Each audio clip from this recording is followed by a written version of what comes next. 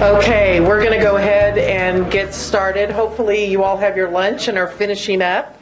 My name is Gina Behrens. I sit on the board here for CBWC, and I also am an employee of the athletic department at Fresno State, so excited to be here and to have Meredith speak. So Meredith Jenkins will be our keynote today, and she was named our interim deputy athletic director back in August, and we're excited to have her. She is our number 2 in the athletic department, so thrilled to have her. So Meredith is in charge of all of the internal operations that we do in athletics. Prior to Fresno State, Meredith spent 24 years at Auburn University, so brings a ton of talent and a wealth of knowledge to Fresno State. She was the Executive Associate Athletics Director as well as the Senior Women Administrator, part of the executive team. She led the strategic planning and management efforts for a budget of $140 million. So I think she can handle Fresno State's budget. She also chaired the Sports Administrator Committee, which developed best practices and procedures at Auburn, which is very exciting, and served on the NC2A Soccer Committee, including two terms as chair. So with all of that, we are incredibly fortunate and blessed to have Meredith. So I will bring up Meredith Jenkins. Thank you, Gina. And thank you, everybody, so much for having me here. I'm very excited to be here. This is my very first speaking engagement in Fresno, so you might get the best or the worst. We're not sure. I haven't done this in a while. But I'm very excited to share my story. I've been in college athletics for nearly 30 years. I started when I was 12. And those of you we have quite a few sports people in here, and hopefully we have a lot of sports fans in here, but great, I love that. But being in sports and getting to go and watch sporting events and watch our young people develop is phenomenal. And what else can you do in a span of a couple hours that makes you feel every emotion in the book? You can be excited, you can be nervous, you can be mad. I mean, even I yell at some of the referees and umpires. You can feel everything in that 2 hours, and when you win and you see those young people celebrate and you see the coaches, it's really special. And so I'm very blessed to have had this long career in athletics. And I'll be honest, sometimes it's made me crazy too. I can be unbelievably superstitious, and any of you who are sports fans, maybe you know what I'm talking about. For some reason, I believe that things that I do might actually have an effect on the outcome of the field, which is completely ridiculous. But because of that, I've missed some incredible moments. During the Mountain West Football Championship, I missed most of the fourth quarter pacing underneath the stadium. But in the end, I was out there wanting to see our team go out and win that championship, and watch some of our donors do snow angels, and hugged a ton of people, and it was just a great experience. So Gina didn't mention, but I started my career in what used to be called sports information. Now it's called a lot of fancier other names, strategic communications, things like that. But basically what that is you're providing the public relations for the athletic department. You usually work with different teams, and you work with all the media across the country, and so that was an unbelievable learning experience for me. Kind of a real quick little sidebar story how I got into that. I was majoring in history in college, and I had no idea what I wanted to do with a history degree. I was pretty sure I didn't want to teach, was considering law school, but wasn't sure if that's really the route I wanted to go. I had given myself 6 months to find what I wanted to do because I was fairly driven, and I hadn't figured out how to make money out of arranging road trips for all my college friends, which I was really good at. So I'd given myself 6 months. If I didn't find what I was going to do by the end of that 6 months, I honestly planned to join the military. So that was not daunting to me at all, and I know I'm supposed to be talking about working in a male-dominated environment. I didn't even consider that. I just considered I would be an officer soon, and it sounded great, and I'd seen Private Benjamin in stripes, and it seemed like a lot of fun, and why not, right? So, but that semester I took a public relations class to see what that was about. And the second day of class, a gentleman came to talk about sports information, and it was an epiphany.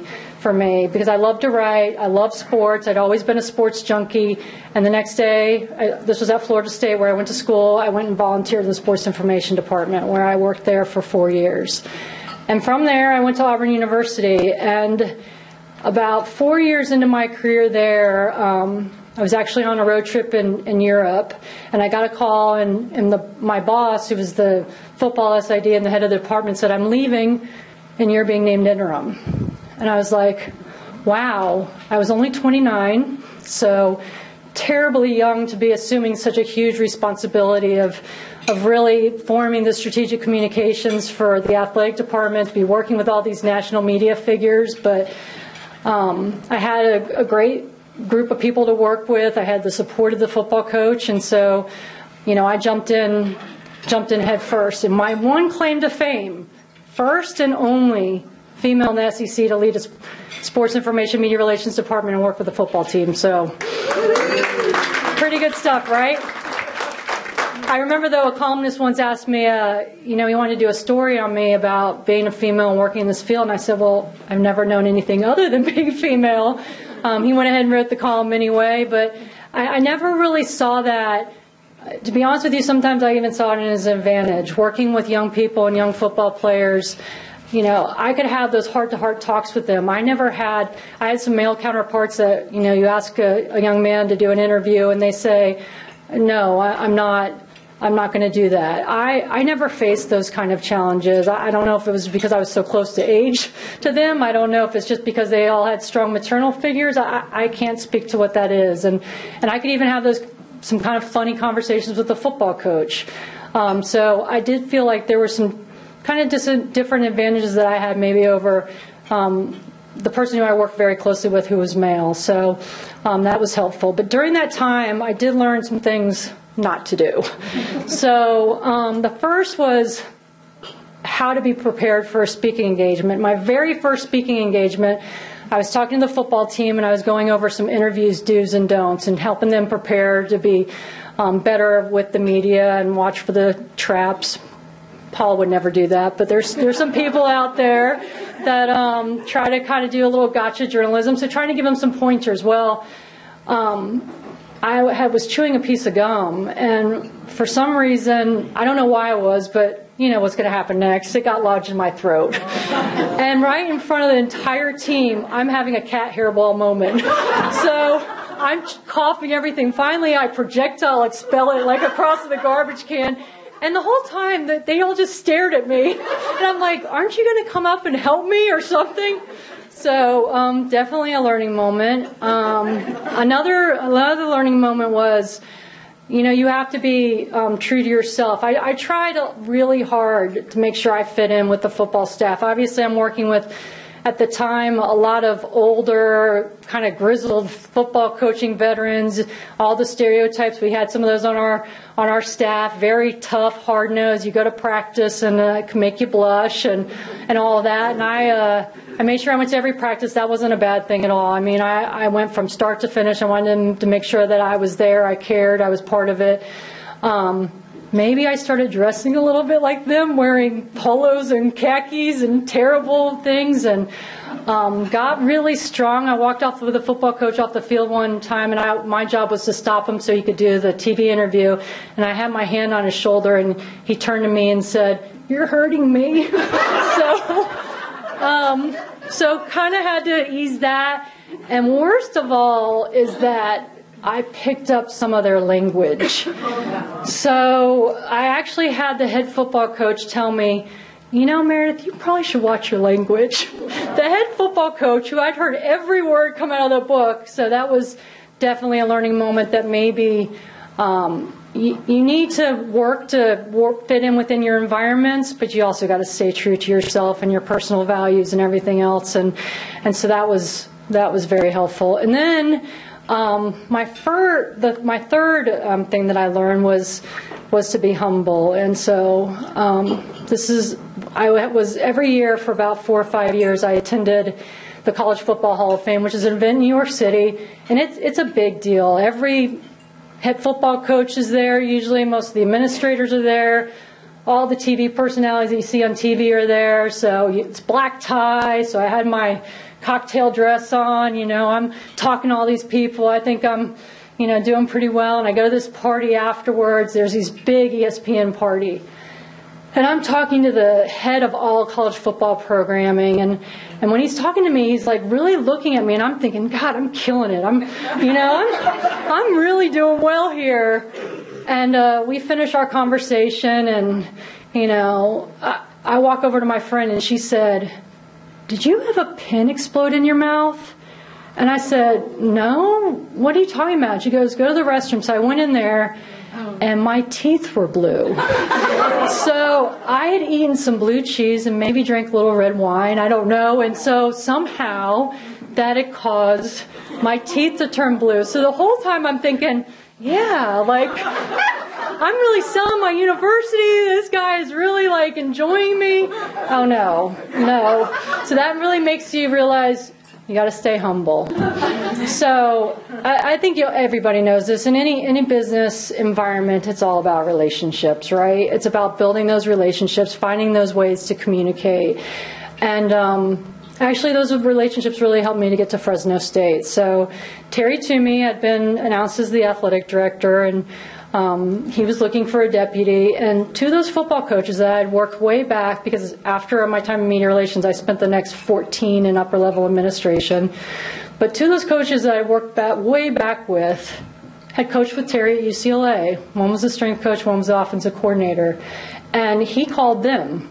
I didn't reach out to them, he called them. And so fortunately they didn't say some of the bad stuff about how aggressive in my language or whatever else. But they did. I heard later that they said that I was tough but fair, and that I really cared, and that they said enough good things to really get Terry interested. And when I first talked to Terry on the phone, like, we clicked. And I don't know how many of you have heard him speak or met him or been around him, but he's phenomenal. He cares about the student athletes. He's got a vision. He wants to build Fresno State, and so do I. And so our communication style has been very open and honest. I feel like we can sit down, and Christine's laughing because she's our HR and sat in some meetings with us, and it's been very open at times, hasn't it, Christine? But it's been great. And if I had any question, my interview kind of solved it, because when I came in, I flew into Oakland. He picked me up. We drove about an hour. I don't even know what hotel I stayed in, but we drove about an hour that night. The next morning I got up early, like really early. We drove to Fresno. I think we were here by 8, and we were over in the Bay Area. Was on campus for most of the day, spent a ton of time with Anessa, met with the president, everything. And then I flew out of LA. So all in all, I was in the car with him for 7 hours. We talked everything. He actually let me drive to LA. I scared him. I was trying to show off my California driving skills that I could fit in, and later he told me like he was white knuckling it because I was driving rather fast. But we went over everything, and we talk about this. In his office, he's got a thing up on the wall, and it says that something referring to the fact that Fresno State is a sleeping giant. Well, you know what? It's time for us to wake up. We have everything in place here. I don't think that people from the outside realize how phenomenal Fresno State is and what we have here in athletics and with the ag partnerships and everything else. And living here, when I first moved here, I didn't even see a house, and I was bringing 2 kids, my husband, they'd never been here, and people went and looked at houses for us. They helped make sure we had everything when we got here. The people in this community are phenomenal, but in order to build it, we need all of you.